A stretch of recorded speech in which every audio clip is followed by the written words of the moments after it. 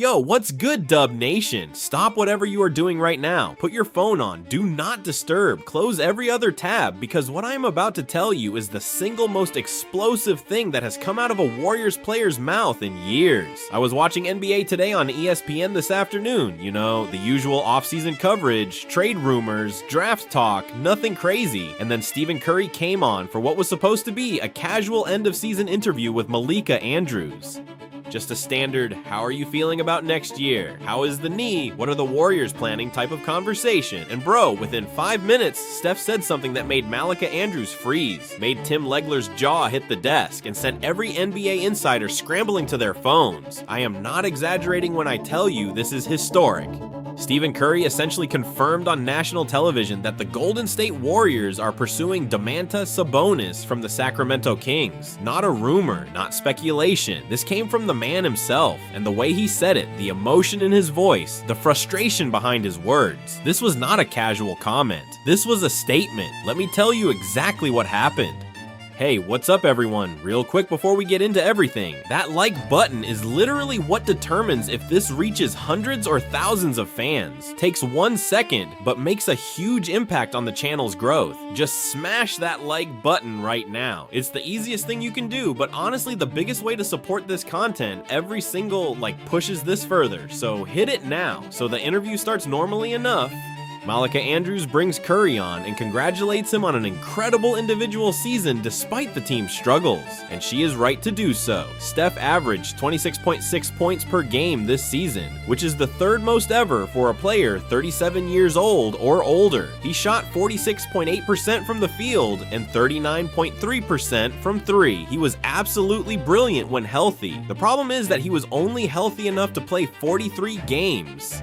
He missed 27 straight games from February to April with runner's knee. Jimmy Butler tore his ACL in January and was done for the season.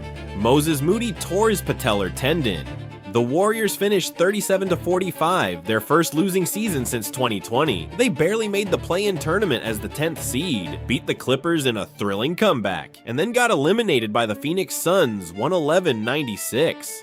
A complete disaster of a season for a franchise that won 4 championships in 8 years. So Malika starts by asking Steph how he is processing the season, and Steph gives a good answer at first. He says, "It was a roller coaster. We came in with real expectations after getting Jimmy, and when we were healthy, we showed what we could be. That 12-4 stretch before Jimmy went down, we were playing championship level basketball." And then Malika asks the question that opens the floodgates. She says, "Steph, Mike Dunleavy has said this offseason is critical.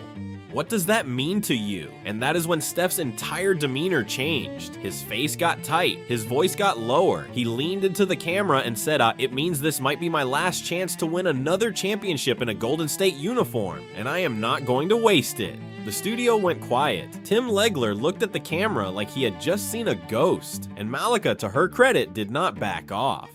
She followed up immediately and said, "There are reports that the Sacramento Kings may be willing to trade Domantas Sabonis this summer. Is that someone you have discussed with the front office?" And bro, what happened next is something I will remember for the rest of my life covering this team. Stephen Curry paused for about 4 seconds. 4 seconds of dead silence on live television, and then he said, "I am going to be honest with you, Malika. I have had conversations with Mike Dunleavy. I have had conversations with ownership, and we all agree that this team needs a legitimate center who can change the dynamic of our offense. Sabonis is one of the best passing big men in basketball history. The fit with our system is undeniable, and yes, we are pursuing that." I literally had to pause the TV. I replayed it 3 times just to make sure I heard him correctly. Stephen Curry, the franchise player of the Golden State Warriors, just told the entire world on ESPN that the Warriors are going after Domantas Sabonis. That never happens. Players do not confirm trade pursuits on live television. GMs do not even do that. This was unprecedented, and you could tell by the reaction in the studio that everyone else felt the same way. Tim Legler said, "Steph, I have been covering this league for decades, and I have never heard a player be that transparent about a trade target." And Chiney Ogwumike added, "This tells you how desperate the Warriors are to maximize what Steph has left." But Steph was not done, not even close. This is where the interview went from shocking to absolutely nuclear. Malika asked him about the Draymond Green situation, specifically the fact that Draymond stomped on Sabonis' chest during the 2023 playoffs, and the two have had visible animosity ever since. And Steph did not dodge it. He said, "Look, I love Draymond. He is my brother. We have won championships together, and nothing will ever change that bond. But I also have to be realistic. Draymond is getting older. He played 68 games this season, and he was our most available starter, and that tells you everything about the state of our roster. We need someone who can give us what Draymond gave us in his prime, but with a bigger offensive punch. Sabonis is that guy. He has the basketball IQ, the passing, the rebounding, and he can actually score 16 points a night. I almost fell off my chair." Did Stephen Curry just compare Domantas Sabonis favorably to Draymond Green on live television? The implications of that statement are massive. Draymond Green is one of the most important players in Warriors history. He is the emotional heartbeat of those championship teams. And now Steph is essentially saying they need an upgrade. I mean, he said it diplomatically, but the message was clear. The Warriors need to evolve, and Sabonis represents that evolution, and then Steph went even further. He started criticizing how the season fell apart, and he did not hold back. He said, "We had a 25-19 record before Jimmy went down. We were playing real basketball, and then everything collapsed. We deployed 43 different starting lineups this season. 43. How can you build chemistry? How can you build winning habits when you never know who is going to be on the court from one night to the next? That is not sustainable." He paused and then said, "I am tired of moral victories. I am tired of what if we were healthy conversations. I want to win, and for us to win, we need to make a statement this summer. Getting Sabonis would be that statement." Malika then asked about the potential awkwardness of Sabonis and Green sharing a locker room given their history, and this is where Steph showed why he is one of the greatest leaders in sports history. He said, "I have already talked to Draymond about this.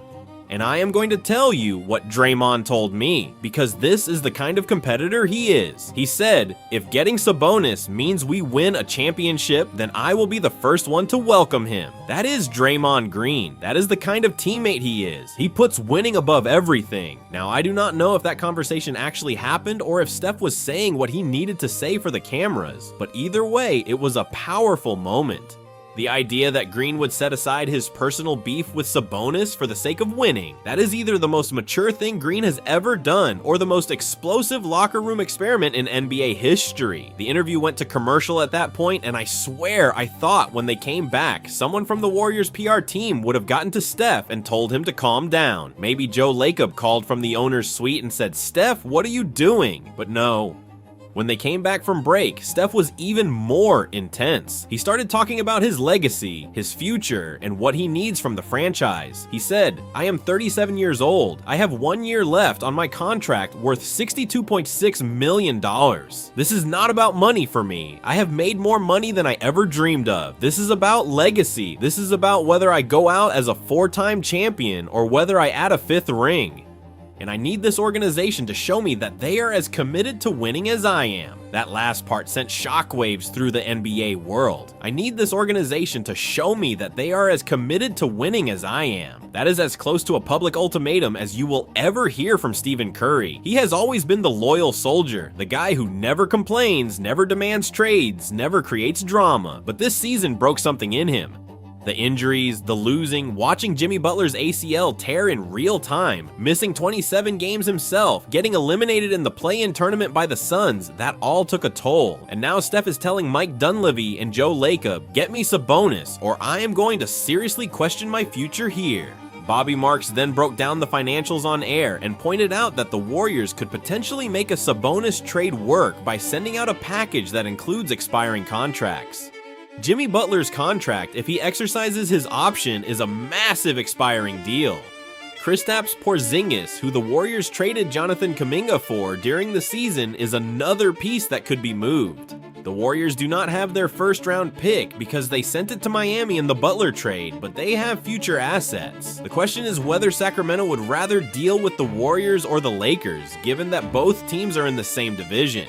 Let me give you my analysis, Dub Nation, because this is the most significant Warriors news since the Kevin Durant signing in 2016. The basketball fit between Curry and Sabonis is genuinely perfect. Think about it, Steve Kerr's system has always revolved around a big man who can pass. Andrew Bogut was the center when the Warriors won their first championship in 2015. Bogut averaged 6 assists per game in the playoffs that year because he could read defenses and find cutters. Draymond Green took over that role and elevated it to an art form, but Draymond at 36 years old is not the same player. His scoring has declined, his rebounding has dropped, and while his IQ is still elite, his body is breaking down. Sabonis gives you everything Draymond gives you on offense, plus 16 points and 11 rebounds a night. Imagine Sabonis at the top of the key, holding the ball, reading the defense, while Curry runs through 3 screens on the baseline. When the defender goes under, Curry pops out for a 3. When the defender goes over, Sabonis throws a bounce pass to the cutting guard. It would be beautiful basketball. It would be Warriors basketball. The Draymond situation is the wild card. In the 2023 playoffs, Draymond literally stomped on Sabonis' chest and got suspended. There is bad blood there, real bad blood. Can those two coexist in the same locker room? Steph says yes. Draymond apparently says yes, but talk is cheap. When the pressure of a playoff series hits and emotions are running high, will that old animosity come back? That is a risk the Warriors would have to accept. The other concern is age. Sabonis is 30, which is younger than the rest of the Warriors core, but his game does not rely on athleticism. He is a skill player, a thinker, a passer. Those types of players age well. Look at Marc Gasol, who was effective into his mid-30s. Look at Al Horford, who played 45 games for the Warriors this very season at 39 years old. Sabonis has the kind of game that could thrive in Golden State for the next 3 or 4 years. Here's the bottom line, Stephen Curry just did something he has never done in his entire career. He went on national television and told the world what he wants, what the Warriors need, and what he expects from the front office. He called for Sabonis by name. He compared him to Draymond. He delivered a veiled ultimatum about his own future with the franchise. This is not the Steph Curry we are used to seeing. This is a man who feels his championship window closing and is willing to do whatever it takes to pry it back open. Dub Nation, I need your thoughts on this. Can Sabonis and Draymond coexist? Is Sabonis the missing piece that gets the Warriors back to the finals? Or is this whole thing a pipe dream given the Warriors' limited assets and the competition from the Lakers? Drop your comments below, I am reading every single one. Make sure you like this video, hit subscribe, and smash that notification bell because this offseason is going to be the most important in Warriors history since they signed KD. I will be here every single day breaking it all down. Dub Nation, stay locked in. The Splash era is not over yet. I will catch you in the next one.